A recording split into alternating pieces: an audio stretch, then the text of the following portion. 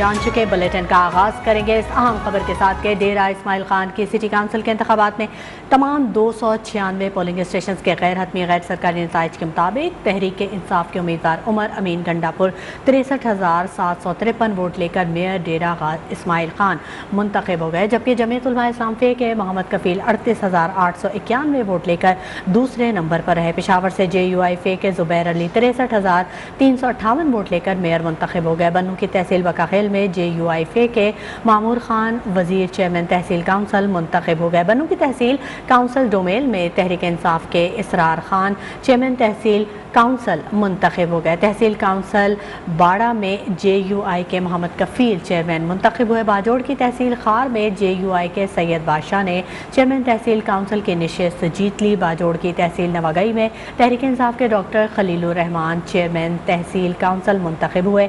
نوشہرہ کی تحصیل جہانگرہ میں P T I کے کامران رزاق جیت گئے۔ پیپلز پارٹی کے جمشید خان کو 4,500 ووٹوں سے شکست ہوئی۔ تحصیل کونسل کرک میں تحریک انصاف کے عظمت علی خان چیئرمین تحصیل کونسل منتخب ہوئے۔ تحصیل کونسل خدوخیل سے اے این پی کے گلزار حسین چیئرمین تحصیل کونسل بن گئے۔ لکی مروت کی تحصیل سرائے نورنگ میں جماعت اسلامی کے عزیر اللہ چیئرمین تحصیل کونسل منتخب ہوئے۔ کوہاٹ کی تحصیل درادم خیل میں آزاد امیدوار شاہد بلال چیئرمین تحصیل کونسل منتخب ہوئے۔ کوہاٹ کی تحصیل کونسل لاچی میں آزاد امیدوار محمد احسان چیئرمین تحصیل کونسل بن گئے۔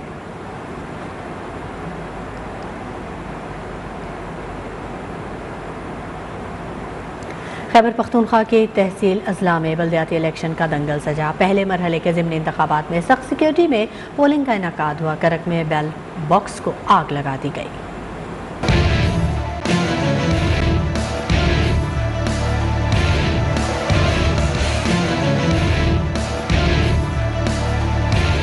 خیبر پختونخوا کے بلدیاتی انتخابات کے پہلے مرحلے کا ضمنی الیکشن 13 اضلاع کے 568 پولنگ اسٹیشنز میں ووٹ ڈالے گئے۔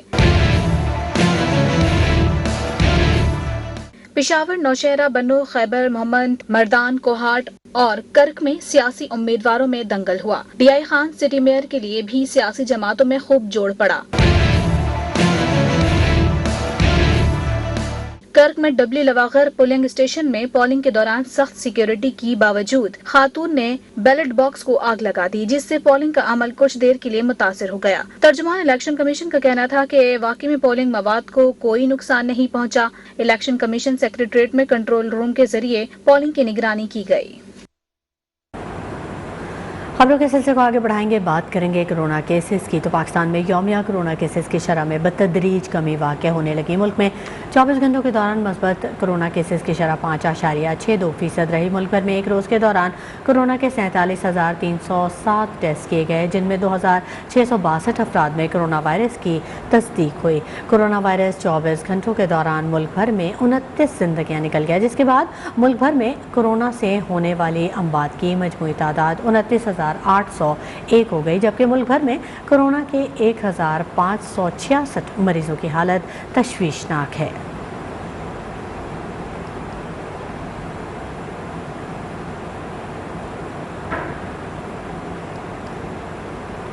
پنجاب کے بیشتر میدانی علاقے دھند کی لپیٹ میں۔ دھند کے سبب حد کا نہایت کم رہ جانے کے باعث موٹر وے کے کئی سیکشنز بند کر دیے گئے ہیں۔ موٹر وے M2 کو لاہور سے شیخوپورہ تک بند کیا گیا ہے۔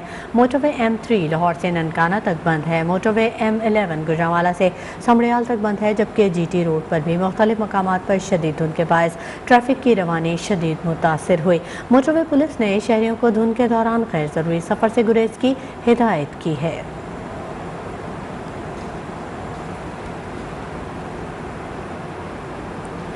اور یہاں آپ کو بتائیں، لاڑکانہ کے چانٹکا میڈیکل کالج میں 2 طالبات کی پراسرار ہلاکت کا معاملہ ہے۔ شہید محترمہ بے نظیر بھٹو یونیورسٹی کی وائس چانسلر ڈاکٹر انیلا عطا الرحمان کو جبری رخصت پر بھیج دیا گیا ہے۔ یونیورسٹی کے وی سی کا اضافی چارج ڈاکٹر حاکم ابڑو کے سپرد کیا گیا ہے۔ وائس چانسلر ڈاکٹر انیلا عطا الرحمان کے خلاف انکوائری بھی شروع کر دی گئی ہے، جس کی رپورٹ 45 دن میں وزیر اعلیٰ سندھ کو پیش کی جائے گی۔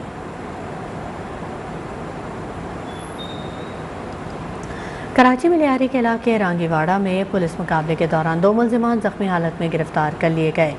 मुलजिमान की शनाख्त नौशाद और शरीफ के नामों से हुई, जिनके कब्जे से 2 पिस्तौल और दस्ती बम बरामद हुआ। पुलिस का कहना है कि गिरफ्तार जख्मी मुलजिमान का ताल्लुक लियारी गैंग वॉर जाहिद लाडला ग्रुप से है। मुलजिमान 10 फरवरी को ज़ेर तामीर इमारत पर दस्ती बम हमले में मुलविस है, जिनमें एक मर्द और एक बच्ची जख्मी हो गए थे। मुलजिमान ने ज़ेर तामीर बिल्डिंग के मालिक से 15 लाख रुपए भत्ता मांगा था। कराची में औरंगी टाउन के इलाके शाह विलायत कॉलोनी में पुलिस मुकाबले के दौरान एक डाकू जख्मी हालत में गिरफ्तार कर लिया गया। पकड़े गए डाकू की शनाख्त शाह हुसैन के नाम से हुई, जिसे तिब्बी इमदाद के लिए अब्बासी शहीद अस्पताल मुंतकिल किया गया।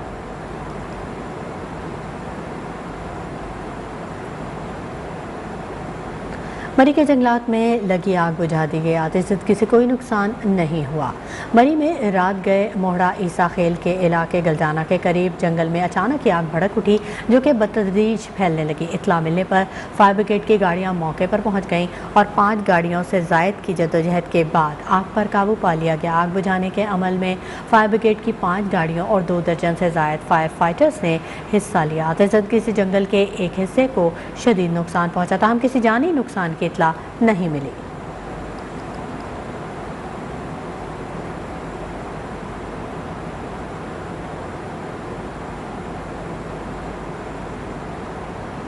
और यहाँ आपको बताएं कि लाहौर हाई कोर्ट में मोटरवे ज़्यादती केस के मरकजी मुजरिम आबिद मुल्ही की सज़ाए मौत के खिलाफ अपील की समाअत आज होगी। जस्टिस अली बाक़ी नजफी की सरबराही में 2 रुकनी बेंच अपील पर समाअत करेगा। अहम खबर, लाहौर हाई कोर्ट में मोटरवे ज़्यादती केस के मरकजी मुजरिम आबिद मुल्ही की सज़ाए मौत के खिलाफ अपील की समाअत आज होने जा रही है। जस्टिस अली बाक़ी नजफी की सरबराही में 2 रुकनी बेंच है, जो कि अपील पर समाअत करेगा।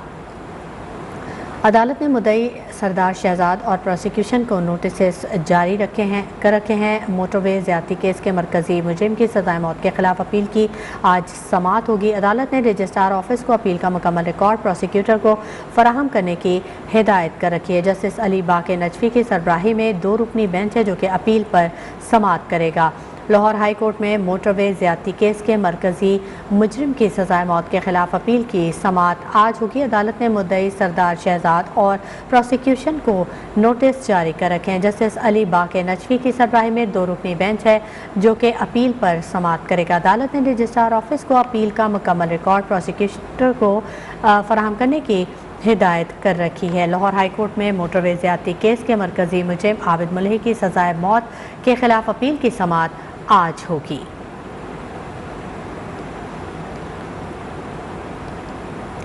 सुप्रीम कोर्ट में आज अहम केसेस की समाअत होगी। यूरिया खाद दरामद खुर्द बुर्द केस, GHA लाहौर के अराजी केस, लाहौर अर्बन एरिया में पटवारी कानून गो से मुतल्लिक दरख्वास्त पर समाअत होगी। चेयरमैन HEC तारिक बनौरी की बहाली के खिलाफ अपील पर भी आज समाअत होगी। सुप्रीम कोर्ट में आज अहम केसेस की समाअत है।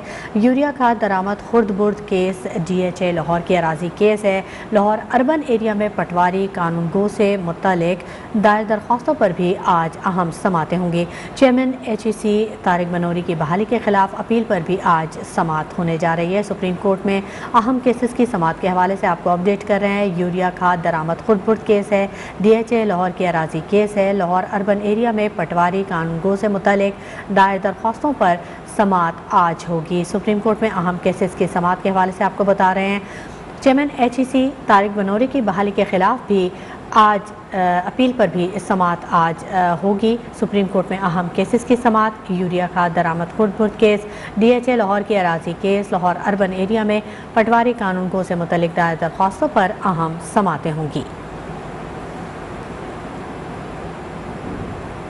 Welcome back. खबरों के सिलसिले को आगे बढ़ाएंगे। लाहौर की अदालतों में सहूलियात के फुकदान के बायस साइलिन और वकला को मसाइल दरपेश हैं। इसी बारे में मज़ीद तफसीलात जानेंगे। हमारे नुमाइंदे हमारे साथ मौजूद हैं फैसल खान।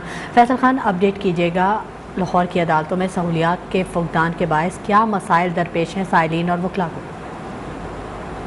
आज बिल्कुल मुकदमात की तादाद में इजाफे की वजह से लाहौर की किसी भी अदालत में साइलिन और वकला का रश जो है मामूल की बात है, और उनके रश की वजह से अल्टीमेट रिजल्ट जो है वो मेन काम पार्किंग का है। और ये इतना बड़ा मसला है लाहौर की किसी भी अदालत में, क्योंकि पार्किंग के लिए जो भी जगह मुख्तस की गई है वो जो है नाकाफ़ी है। और अगर कोई साइल या جو وکلا ہیں ان کو پارکنگ کے لیے جگہ مل بھی جاتی ہے. جب وہ عدالت کے اندر آتے ہیں تو وہ اپنے کیس کی باری کا انتظار کرنے کے لیے جو ویٹنگ ایریا ہے وہ بھی جو اس طرح کی حالت ہے کہ وہاں پہ بیٹھنا تو کیا, بعض عدالتوں کے باہر تو کھڑے ہونے کی جگہ نہیں ہے.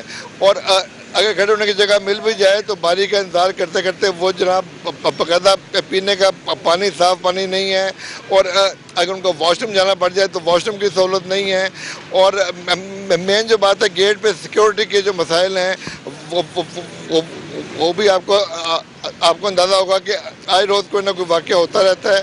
تو یہ سارے اہم مسائل ہیں. اور ابھی جب ہماری بات ہوئی وکلا سے تو ان کا کہنا تھا کہ یہ سیکیورٹی میں ہم باقاعدہ تعاون کرتے ہیں. اور ہم نے پہلے بھی آپ سے ریکویسٹ کی ہے کہ باقاعدہ جو ہے ہر وکیل تعاون کرے گا.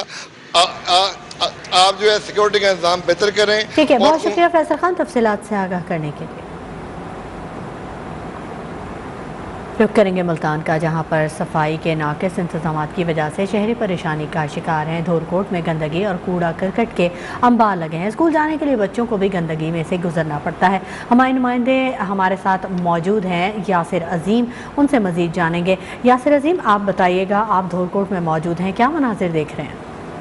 جی ہاں بالکل, ملتان میں ایک طرف تو انتظامیہ کے بڑے دعوے ہیں کہ شہر میں صفائی کو مؤثر طریقے سے کیا جا رہا ہے اور جہاں جہاں گندگی کے انبار ہیں اسے صاف کیا جا رہا ہے. لیکن دوسری صورت میں شہر کے مختلف ایسے علاقے ہیں جہاں پہ اب تک گندگی کے انبار لگے ہیں, شہریوں کو پریشانی کا سامنا ہے. لیکن انتظامیہ وہاں پہ کسی قسم کے صفائی کے انتظامات نہیں کر رہی. ہم سے موجود ہے ملتان کے علاقہ دھورکوٹ میں, جہاں پہ صورت حال یہ ہے کہ گندگی کے ڈھیر لگے ہوئے ہیں. بچے اسکول کے یہاں سے گزر کے جاتے ہیں, وہ متاثر ہو رہے ہیں, یعنی علاقہ متاثر ہو رہے ہیں. سڑک کے بالکل کنارے اتنی بڑی گندگی ہے کہ یہاں سے گزرنے والے پریشان ہیں. لیکن انتظامیہ بالکل اس سوال سے کسی قسم کے کوئی اقدامات نہیں کر رہی کہ اس کو صاف کیا جائے. میرے کہنے میں حضرت ہے کہ یہاں پہ کتنا گندگی ہے اور یہاں سے بچے بھی اسکول گزر کے جاتے ہیں, جس کی وجہ سے ان کو بھی بیماریاں لگ جاتی ہیں. لیکن صورت حال ہے کہ انتظامیہ صرف دعوے کر رہی ہے کہ جن علاقوں میں گندگی کے انبار لگے ہوئے ہیں وہاں پہ صفائی کی جا رہی ہے. لیکن صورت حال اس کے بالکل برعکس ہے. یہاں کے جو مکین ہیں, یہاں کے جو اہل علاقہ ہے, انہوں نے مطالبہ کیا ہے کہ انتظامیہ دعوے نہ کرے بلکہ عملی اقدامات کرے اور جہاں پہ گندگی خاص طور پہ اس علاقے میں سے فوری طور پر صاف کیا جائے. بہت شکریہ یاسر عظیم تمام تفصیلات سے آگاہ کرنے کے لیے.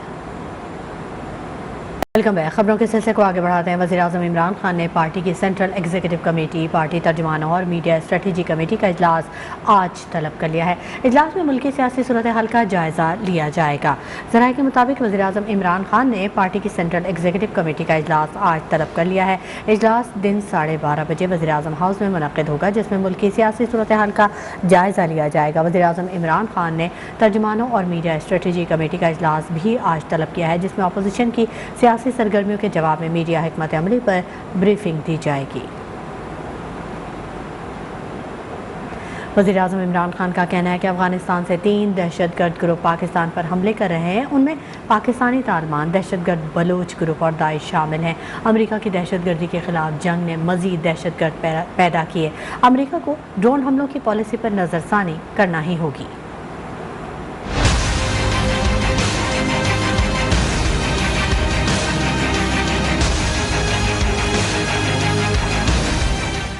وزیر اعظم عمران خان کا امریکی نشریاتی ادارے کو انٹرویو. کہا افغانستان سے 3 دہشت گرد گروپ پاکستان پر حملے کر رہے ہیں, جس میں پاکستانی طالبان, دہشت گرد بلوچ گروپ اور داعش شامل ہیں. امریکہ کی دہشت گردی کے خلاف جنگ نے دہشت گرد پیدا کیے. امریکہ کو ڈرون حملوں کی پالیسی پر نظر ثانی کرنا ہوگی.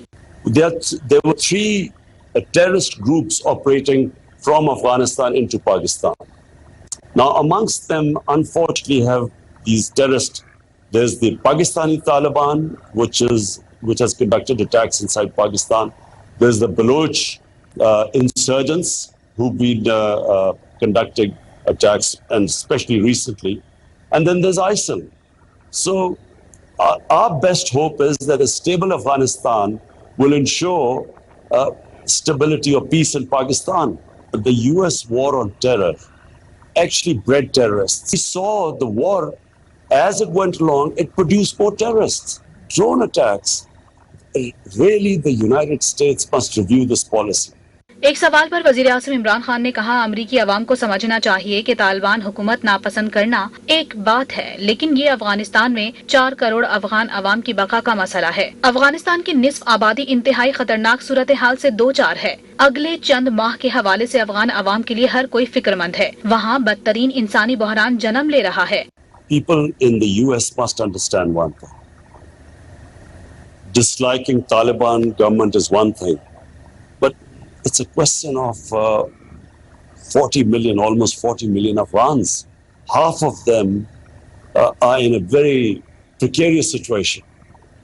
So there's hunger, there's one of the Afghan winters is extremely wicked, ruthless. And so they're facing winter, the food shortages, malnutrition. The next couple of months, everyone is worried that they could be one of the worst, or already developing into one of the worst humanitarian crises.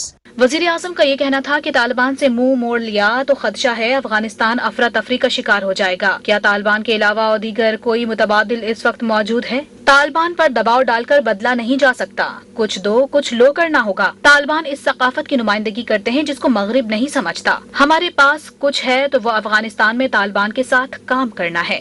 What are the choices? Is there an alternative to Taliban right now? No, there isn't.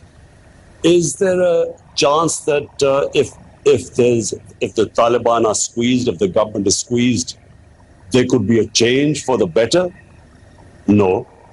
So the only alternative we have right now is to work with them and incentivize them in what the world wants: inclusive government, human rights, women rights in particular. That's the only way forward right now. وزیر اعظم عمران خان کا کہنا تھا کہ امریکی policy کا خمیازہ ہمیں بھگتنا پڑا کیونکہ ہم اتحادی ہیں۔ امریکہ کی جنگ میں شمولیت کے بعد اسلام آباد قلعے کا منظر پیش کر رہا تھا۔ We were considered collaborators of the US.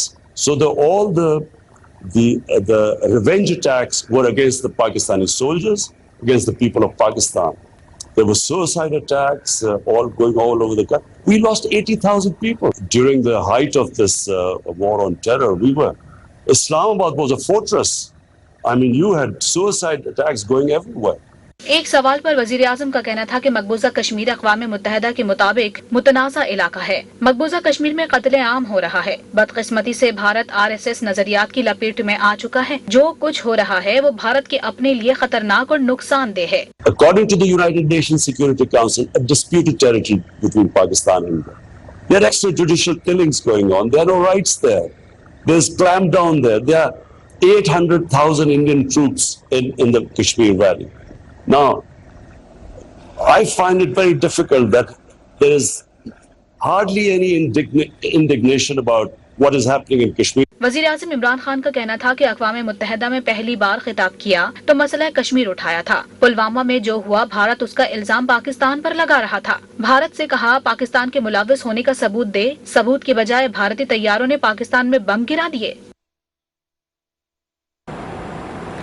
وزیر اعظم عمران خان نے کہا ہے کہ پاکستان کے لیے بہت ضروری ہے کہ وہ افغانستان میں حالات ٹھیک رکھے۔ افغانستان میں اچھے حالات ہونا پاکستان کے لیے بہتری ہے۔ اسلام آباد میں صحافیوں اور سابق سفیروں کے ساتھ خصوصی نشست میں گفتگو کرتے ہوئے وزیر اعظم نے کہا کہ افغانستان کے معاملے پر چین اور پاکستان میں مکمل ہم آہنگی پائی جاتی ہے۔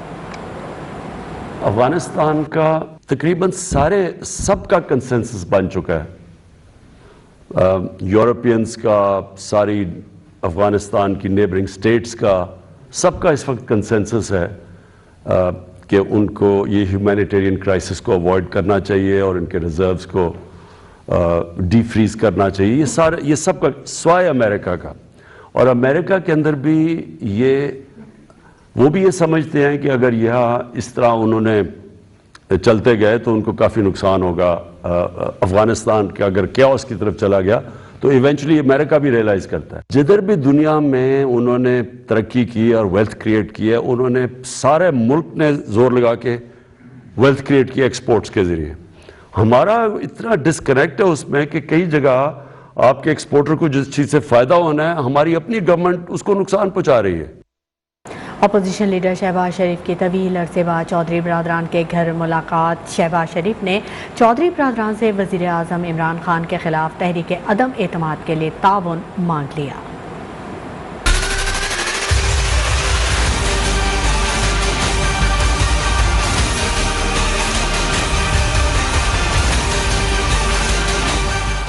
سیاسی جوڑ توڑ کا موسم جوبن پر گلبرگ لاہور میں شہباز شریف کے وفد کے ہمراہ چودھری برادران سے ملاقات۔ شہباز شریف تقریباً 14 برس بعد چودھری برادران سے ملاقات کے لیے ظہور الہی پیلس پہنچے۔ ملاقات کے 2 سیشن ہوئے۔ پہلے سیشن میں شہباز شریف نے چودھری شجاعت حسین کی خیریت دریافت کی اور انہیں گلدستہ پیش کیا۔ دوسرے سیشن میں شہباز شریف نے چودھری برادران سے وزیر اعظم کے خلاف تحریک عدم اعتماد پر تعاون مانگ لیا۔ ملاقات میں شہباز شریف کا چودھری برادران سے کہنا تھا کہ عوام مہنگائی کی چکی میں پس گئے ہیں، حکمرانوں نے ملک کو معاشی طور پر کنگال کر دیا ہے، ایسی صورت میں عوام ہماری طرف دیکھ رہے ہیں، اگر عوام کو ظالم حکمرانوں سے نجات نہ دلائی تو قوم ہمیں کبھی معاف نہیں کرے گی، اسی لیے وزیر اعظم کے خلاف تحریک عدم اعتماد لانا ناگزیر ہے، جس کے لیے آپ کا تعاون درکار ہے۔ ذرائع کے مطابق 1.25 گھنٹے جاری رہنے والی ملاقات میں چودھری برادران نے لیگی وفد کو یقین دلایا کہ وہ اپنی پارٹی سے مشاورت کر کے ملکی مفاد میں ہونے والے فیصلے سے جلد شہباز شریف کو آگاہ کریں گے۔ Welcome back. وزیر اعظم عمران خان آج بین الاقوامی سمپوزیم پاکستان کی ہائیڈرو پاور ڈیولپمنٹ عالمی تناظر میں کے عنوان سے خطاب کریں گے۔ سینیٹر فیصل جاوید نے ٹویٹ میں لکھا کہ پاکستان کی میزبانی میں ہونے والے سمپوزیم میں امریکہ، سوئٹزرلینڈ، ترکی، آسٹریلیا، چین کے ڈیموں کے متعدد بین الاقوامی ماہرین شرکت کریں گے۔ ایک روایتی سیاستدان صرف اگلے الیکشن کا سوچتا ہے جبکہ ایک لیڈر آنے والی جنریشن کے لیے کام کرتا ہے۔ پاکستان نے 2018 سے 2028 کو ڈیمز کی دہائی ڈکلیئر کیا ہے۔ 10 سال 10 ڈیم کا منصوبہ زوروں پر جاری ہے۔ بدقسمتی سے پاکستان نے پچھلے 50 برسوں میں ایک بھی بڑا ڈیم نہیں بنایا۔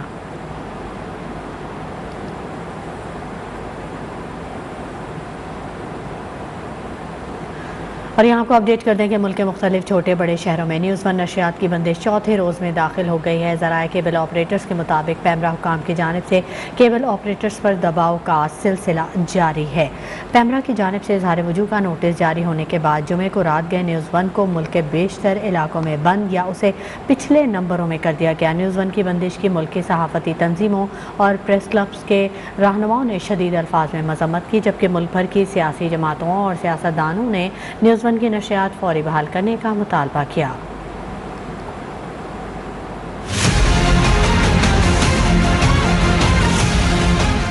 ملک بھر کی سیاسی جماعتوں اور سیاسی رہنماؤں کا نیوز ون سے بھرپور اظہار یکجہتی۔ پی ڈی ایم سربراہ مولانا فضل الرحمان نے کہا کہ میڈیا کو جن مشکل حالات کا سامنا ہے ایسا تو آمریت کے دور میں بھی نہیں ہوا۔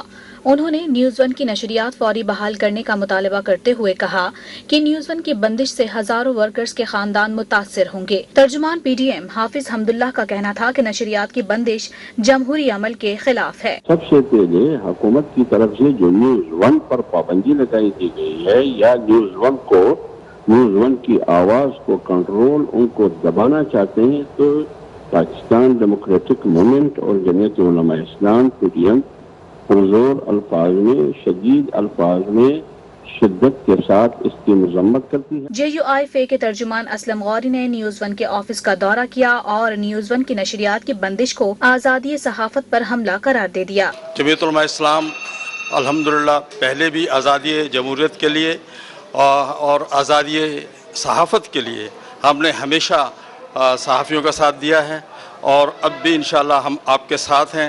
آپ کے ساتھ جو بھی ہوا ہے ہم اس سے اظہار یکجہتی کرتے ہیں۔ اے این پی رہنما احمد ولی خان نے کہا کہ حکومت نے اپنے مفاد کے لیے میڈیا پر پابندی لگائی۔ ہم تو جی روز اول سے جب سے ہمارا نظریہ ہے ہم تو صرف میڈیا نہیں بلکہ ہم تو ہر ستون کی آزادی کی بات کرتے ہیں اور اس میں میڈیا کی آزادی جو ہے وہ لازم اور ملزوم ہے۔ یہاں پہ یہ سب ستون آزاد ہوں گے تو تبھی ہمارا اسلامی جمہوریہ پاکستان آگے بڑھ سکتا ہے۔ سیکریٹری اطلاعات جماعت اسلامی قیصر شریف کا کہنا تھا کہ حکومت کو اپنا چہرہ صاف کرنا چاہیے، آئینہ نہیں توڑنا چاہیے۔ ہم نیوز ون چینل کی غیر قانونی طور پر جو ملک بھر میں جبری اور زبردستی بند کروانے کا عمل ہے اس کی بھرپور مذمت کرتے ہیں اور ہم یہ سمجھتے ہیں کہ حکومت کو اپنا چہرہ جو ہے وہ صاف کرنا چاہیے نہ کہ وہ آئینہ توڑنے کی کوشش کرے۔ نیوز ون کی جو بندش کا معاملہ ہے یہ سراسر اظہار رائے کی آزادی پر جو ہے وہ حملہ ہے۔ آزاد کشمیر قانون ساز اسمبلی کی اپوزیشن لیڈر چودھری لطیف اکبر نے کہا کہ نیوز ون کی جبری نشریات بند کرنا بلا جواز ہے۔ حکومت پاکستان پی ٹی آئی کی جانب سے نیوز چینل کی نشریات پر پابندی قابل مذمت ہے اور کیبل آپریٹر پر دباؤ ڈال کے زبردستی نیوز ون کے چینل کو بند کروایا جا رہا ہے۔ سابق وزیر اعلیٰ پنجاب دوست محمد کھوسا کا کہنا تھا کہ آزادی رائے کے اظہار پر پابندی آئین کی خلاف ورزی ہے۔ پیپلز پارٹی کے مولا بخش چانڈیو نے بھی نیوز ون کی بندش کی مذمت کی ہے۔